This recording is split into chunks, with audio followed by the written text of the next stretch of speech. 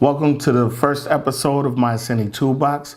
I'm your host, Aaron Stowers, and today we're going to be talking about rigging the Pocket Cinema Camera 4K. Stay tuned to the end of the video. I have a free giveaway, and I will announce that at the very end of the video. Let's talk about my history with the Blackmagic Cinema Camera line. Some years ago, Blackmagic released the Cinema Camera 2.5K. And, you know, ironically, this was the first cinema camera where Blackmagic released it, and it came at the date they said it was going to come. Now, this is a great camera. It's been really good to me. The images off this camera is incredible. And for any cinematographer who's looking for a small form factor, this camera was great, but it didn't have slow-mo. And it wasn't 4K. I was at the NAB 2018 and Blackmagic released the Pocket Cinema Camera 4K. And, you know, I had a chance to play with it at NAB, and I was like, I gotta have this camera. It's exactly what I was looking for. You know, even though the Ursa is a smaller form factor than the original Ursa, this camera, I really love this camera. You don't have to rig this camera in any other way. It's a heavier camera, but you know, with my background in sports utilities, you're used to working with heavy cameras, so that was never really a problem for me.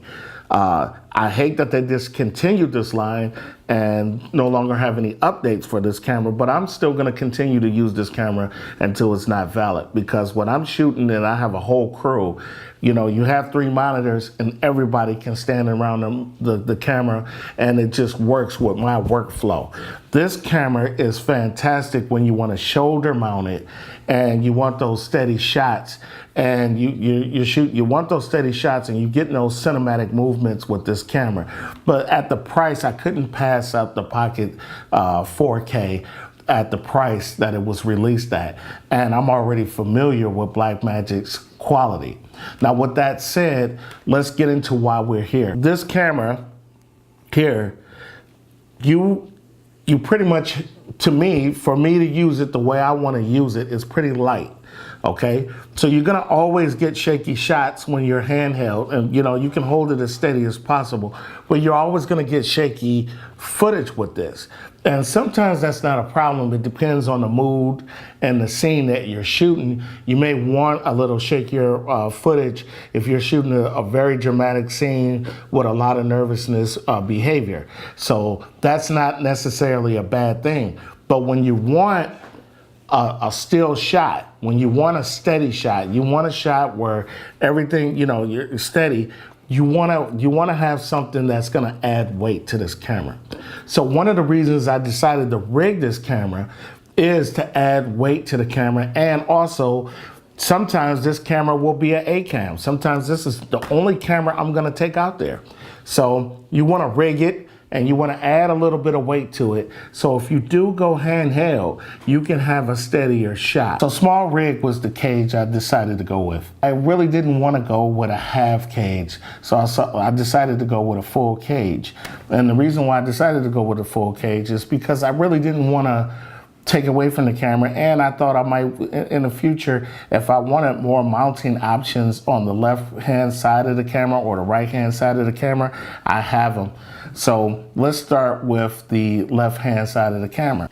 You know, what I like about this cage is that you still have access to all of the auxiliary ports.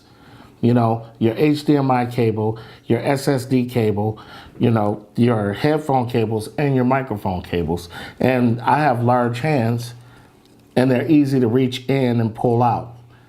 And that's one of the things that I was concerned about, because the original Pocket camera, the cage that I had for it, that was a shape cage. So looking at the top portion of the camera, we have a handle grip, which allowed me to mount and articulate an arm to the top, because I want to be able to move my monitor in any position I would like when I'm shooting in multiple positions, off to the side, you know, to the front. If I'm going low, I can tilt my monitor a little forward, and that allows me to do all of that, and then rest it here. Now the top handle from SmallRig comes with a cold shoe mount, and it has a rubber handle, which I felt was really good. It feels really sturdy, and all of their products that I've had from SmallRig right now seems very well made. Additionally, if you can see it here without me taking the handle off, you have extra mounting points along the back of the cage on the top and on the right side. Moving on to the right hand side of the camera, you have access to your CFast card and SD card slot right here, which is easily accessible with this cage. You have no problem getting it in and out. As you can see, I don't have an SD card in the slot right now. Okay, so if we look at the bottom of the cage, okay, I have a quick release plate mounted to that. You still have a couple of more holes. I don't know if you would use that. I wouldn't use it for anything. It has room in here where I would probably move this quick release plate back a little bit just to make sure the camera is breathing properly, because that's where the fan vent is on the camera. So I decided to go with a base plate that I found on Amazon by Camvate.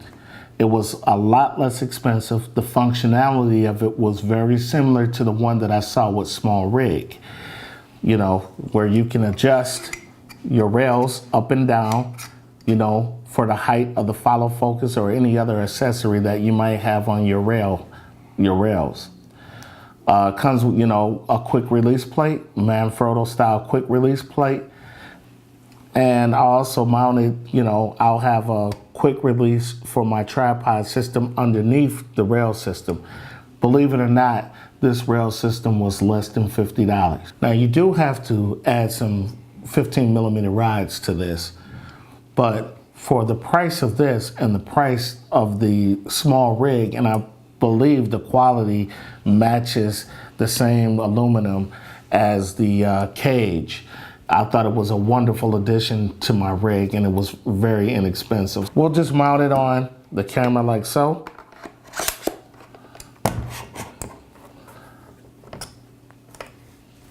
Voila, here we are. So basically, for less than $250, and it's even south of that, you have a complete rig for your Blackmagic Pocket Cinema Camera 4K. So that's my review today. I hope you enjoyed it. This was actually my first real review. I did a review before on the Pocket Cinema camera, the original version. I'll put a link in that so you can see that with the 2.5K cinema camera in that video at the time. And I just shot that on my cell phone. And since then, I have been thinking about doing YouTube videos. I see a lot of misinformation. I watch a lot of great information off YouTube. There's a lot of great YouTubers that give a lot of good contact on these cameras and other cameras as well. So I decided to jump into the fray because I saw so much misinformation about these cameras, and there's so much I know about the cameras because this is pretty much the brand that I use. I can shoot with anything, but this is the brand that I use when I go out and shoot. If I'm gonna own a camera, I'd look for something that's affordable, okay? And that can give me the quality that I'm looking for. And Blackmagic has been able to do that for me. And I think as a new filmmakers and up and coming filmmakers, and even experienced filmmakers, it can do the same for you. But it all depends on your workflow, how you like to shoot, and what's comfortable for you, and how you're gonna use it the way you wanna use it. I've had every major Blackmagic cinema cameras during their release, okay? And I've had multiple versions of DaVinci Resolve. So I'm giving away the full studio of DaVinci Resolve that came with this camera. It could be yours, okay? So for the next 30 days, if you like, subscribe. If you like the channel, subscribe to the Facebook fan page, My Cine Toolbox, and subscribe to the My Cine Toolbox show.